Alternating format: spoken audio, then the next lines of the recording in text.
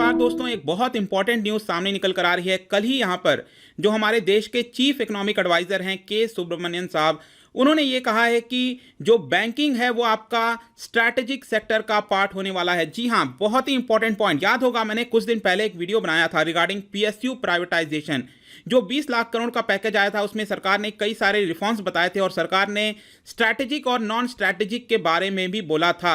और सरकार ने यह कहा था कि जो नॉन स्ट्रैटेजिक सेक्टर्स होंगे उसमें से सरकार अपने रोल को हटा देगी। जितने भी पब्लिक सेक्टर एंटरप्राइजेज हैं उसको यहां पर सरकार प्राइवेट हाथों में दे देगी। तो इसको देखते हुए कई सारे स्टूडेंट्स हो गए, कई सारे लोगों का यहां पर डाउट था कि बैंकिंग सेक्टर का क्या होने वाला है। जैसे कि एसबीआई हो गया, पीएनबी हो गया, ये जो सरकारी बैंक हैं क्या ये नॉन स्ट्रैटेजिक में आ जाएंगे और क्या इसको सरकार बेच देगी। तो लेट मी टेल यू, यहां पर क्लियरली के सुब्रमण्यन साहब ने बोल दिया है कि ये आपका स्ट्रैटेजिक सेक्टर का पार्ट होने वाला है, मतलब कि सरकारी बैंक यहां पर रहने वाले हैं। तो इसके बारे में और कुछ जानेंगे, चलिए आगे बढ़ते हैं। मैं हूं अंकित अग्रवाल और अपडेट के लिए आप मुझे फॉलो कर सकते हैं इंस्टाग्राम, फेसबुक और ट्विटर पर। मेरे लेक्चर की हर पीडीएफ आपको फेसबुक पर तो मिलेगी ही, प्लस साथ में आप मेरा टेलीग्राम चैनल ज्वाइन कर सकते हैं by searching Ankit Agarwal official. ध्यान रखिएगा इसमें 33,000 से ज़्यादा मेंबर्स हैं, यही वाला चैनल ज्वाइन करिएगा। और अगर आप यूपीएससी की तैयारी कर रहे हैं तो आपके लिए सुनहरा मौका है। स्टडी IQ लाया है आपके लिए स्मार्ट कोर्सेज, जिसके थ्रू आप अपनी प्रिपरेशन और भी ज़्यादा अच्छे तरीके से कर सकते हैं।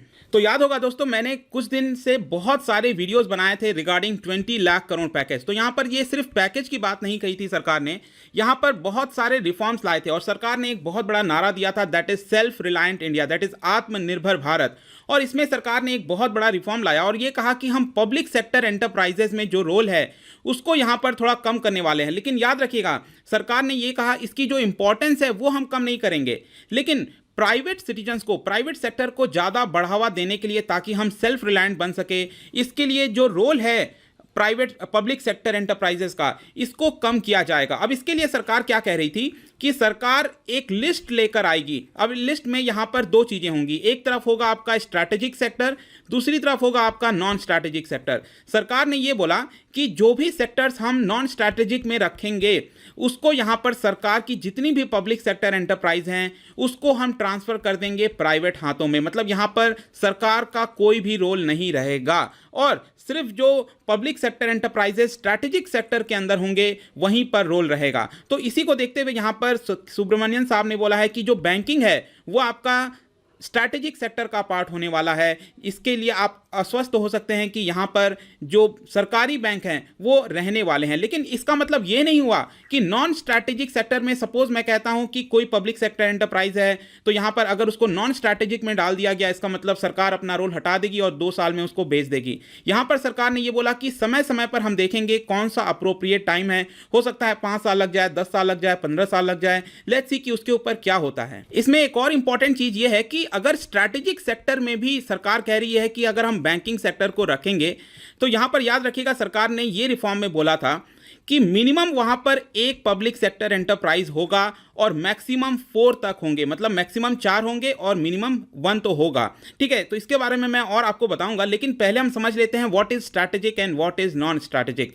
देखिए, ऐसा कोई प्री डिटरमाइन नहीं है, ऐसा क्लियर तौर पर सरकार के द्वारा अभी तक नहीं बोला गया है कि ये स्ट्रैटेजिक होता है, ये नॉन स्ट्रैटेजिक होता है। लेकिन आप इसके डेफिनेशन से यूं समझ सकते हैं कि स्ट्रैटेजिक का मतलब है कि वो हमारे देश के लिए बहुत ज़्यादा इंपॉर्टेंट है और इसलिए सरकार का रोल होता है उसके अंदर। सिर्फ अगर आप देखेंगे, आज़ादी के बाद से हमने कई सारे इंडस्ट्रियल पॉलिसी लेकर आए थे, जैसे कि इंडस्ट्रियल पॉलिसी रेजोल्यूशन 1948, उसके बाद 56 में आया, 77 में आया। इसमें बेसिकली क्या किया सरकार ने, धीरे धीरे जो सरकार का रोल है उसको शिफ्ट करते गई प्राइवेट के हाथों में। और फाइनली आपको याद होगा न्यू इंडस्ट्रियल पॉलिसी आई थी 1991 में, और वहां पर तो लगभग 90% से ज्यादा जो चीजें हैं वो प्राइवेट हाथों में सौंप दी गई थी, राइट। तो इसलिए हम कह सकते हैं कि 1991 के हिसाब से अगर आप देखेंगे तो जो स्ट्रैटेजिक सेक्टर्स हैं उसमें आप देख सकते हैं आर्म्स एंड अम्यूनिशंस हो गए, डिफेंस सेक्टर हो गया, defence aircraft, warships, atomic energy है, रेडिएशन से रिलेटेड जो चीज़ें हैं, रेलवेज हो गया, ये सारी चीज़ें बेसिकली आप कह सकते हो स्ट्रैटेजिक में आती थी।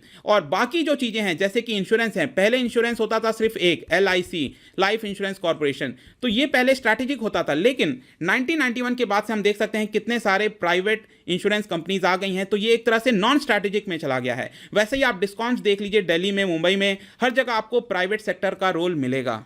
लेकिन नए पॉलिसी के हिसाब से अब सरकार ये कह रही है कि हम एक नया पब्लिक सेक्टर एंटरप्राइजेस पॉलिसी लेकर आएंगे, और जैसा मैंने बताया यहां पर स्ट्रैटेजिक सेक्टर कौन सा होगा और नॉन स्ट्रैटेजिक कौन सा होगा इसको स्पेसिफिकली बताया जाएगा। मतलब डिफेंस किस में आएगा, नॉन स्ट्रैटेजिक में आएगा कि स्ट्रैटेजिक में आएगा। अगर वो नॉन स्ट्रैटेजिक में आएगा तो वहां पर सरकार का कोई रोल नहीं होगा, लेकिन अगर वो स्ट्रैटेजिक में आएगा तो वहां पर सरकार की एटलीस्ट एक पीएसयू होगी, that is public sector undertaking होगी, और मैक्सिमम 4 तक होगी। अब इसी चीज को आप रिलेट कर सकते हैं यहां पर जो न्यूज आई है कि यहां पे जो चीफ इकोनॉमिक एडवाइजर हैं उन्होंने कहा है कि बैंकिंग जो है ये आपका स्ट्रैटेजिक सेक्टर का पार्ट होने वाला है। तो यहां पर आप सभी लोग स्वस्थ हो जाइए। काफी लोग जो यहां पर तैयारी कर रहे थे बैंकिंग की, आईबीपीएस की, तो उनको चिंता करने की कहीं से भी जरूरत नहीं है। यहां पर क्लियर तौर पर अगर सरकार से ये बयान आ रहा है तो आप कह सकते हैं कि ये आपका स्ट्रैटेजिक सेक्टर का पार्ट होने वाला है। बेसिकली कल ही यहां पर सुब्रमण्यन साहब ने एड्रेस किया था मीडिया को रिगार्डिंग द मूडीज और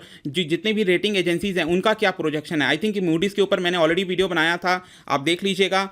और यहां पर ऑलरेडी अभी काम चल रहा है, ध्यान दीजिएगा। अभी तक सरकार ने बोला नहीं है कि कौन सा स्ट्रैटेजिक होगा कि कौन सा नॉन स्ट्रैटेजिक होगा, अभी इसके ऊपर काम चल रहा है। लेकिन प्रेस कॉन्फ्रेंस के समय ही यहां पर बैंकिंग को स्ट्रैटेजिक सेक्टर का पार्ट बोल दिया गया है। मैं यहां पर बैंकिंग की अगर बात करें तो हम देख सकते हैं कि पिछले कई टाइम से यहां पर सरकार के द्वारा जो पब्लिक सेक्टर बैंक्स हैं उसको लगातार मर्ज किया जा रहा है। और आपको याद होगा एसबीआई में जितने भी उसके सब्सिडरीज थे उसको पहले मर्ज किया गया, आगे चलकर विजया बैंक, देना बैंक, इन दोनों को बैंक ऑफ बड़ौदा में मर्ज कर दिया गया था। और पिछले साल याद होगा एक बहुत बड़ा स्टेप लिया गया जहां पर टोटल 10 बैंक्स को यहां पर मर्ज करके सिर्फ 4 बैंक्स कर दिया गया था। आप देखिए ओबीसी बैंक हो गया, यूनाइटेड बैंक ऑफ इंडिया, इसको मर्ज कर दिया गया पंजाब नेशनल बैंक में, सिंडिकेट बैंक को मर्ज कर दिया गया कैनरा बैंक में, और इसी तरह आप बाकी देख सकते हैं। और आप इन सबको देखिए तो यहां पर प्रेजेंट में इस समय post consolidation 12 public sector banks बचे हैं हमारे देश के अंदर।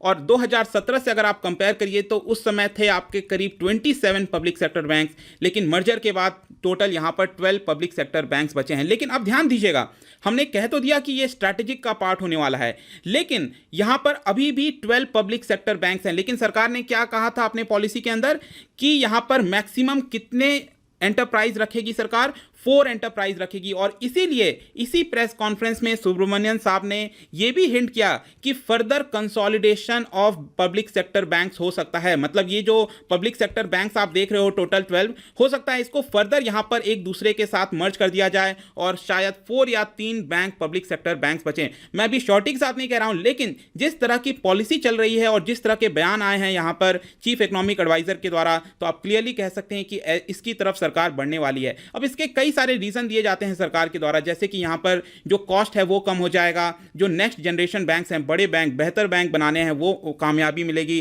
कैपेसिटी बिल्डअप होगी, इसकी वजह से पूरे देश में नेशनल प्रेजेंस होगा, और ग्लोबल आउटरीच, जितना ज्यादा बड़ा बैंक होगा उतना ज्यादा बेटर होगा पूरे पब्लिक सेक्टर के लिए। लेकिन दूसरी तरफ जो सबसे बड़ा कंसर्न होता है वो होता है आपका जॉब का। काफी लोग यहां पर चिंता करते हैं कि अगर बैंक जो है अगर कम हो जाएंगे, पब्लिक सेक्टर एंटरप्राइजेस कम हो जाएंगी, तो जॉब्स का क्या होगा, जो आप तैयारी कर रहे हो क्या होगा। हाँ, डेफिनेट सी बात है कि यहाँ पर जो जॉब्स हैं उसमें थोड़ी कमी आ सकती है, लेकिन लेट्स सी कि यहाँ पर पहले सरकार ने बोला था कि जितने लोग ऑलरेडी काम कर रहे हैं उनको ध्यान में रखा जाएगा और किसी की भी नौकरी नहीं जाएगी। लेकिन आगे आने वाले समय में डेफिनेटली यहाँ पर जॉब पर थोड़ा बहुत असर पड़ेगा। बहुत ज़्यादा मैं ये नहीं कहूँगा, अगर सपोज यहाँ पर सरकार मर्ज भी करती है तो ऑलरेडी जो ब्रांचेज हैं वहाँ पर जरूरत तो पड़ेगी ही, या ध्यान रखिएगा इस चीज़ का। लेकिन थोड़ा बहुत मैं कह रहा हूँ आपसे जॉब के ऊपर फर्क आएगा, लेकिन बहुत बड़ा चिंता की बात नहीं है यहाँ पर।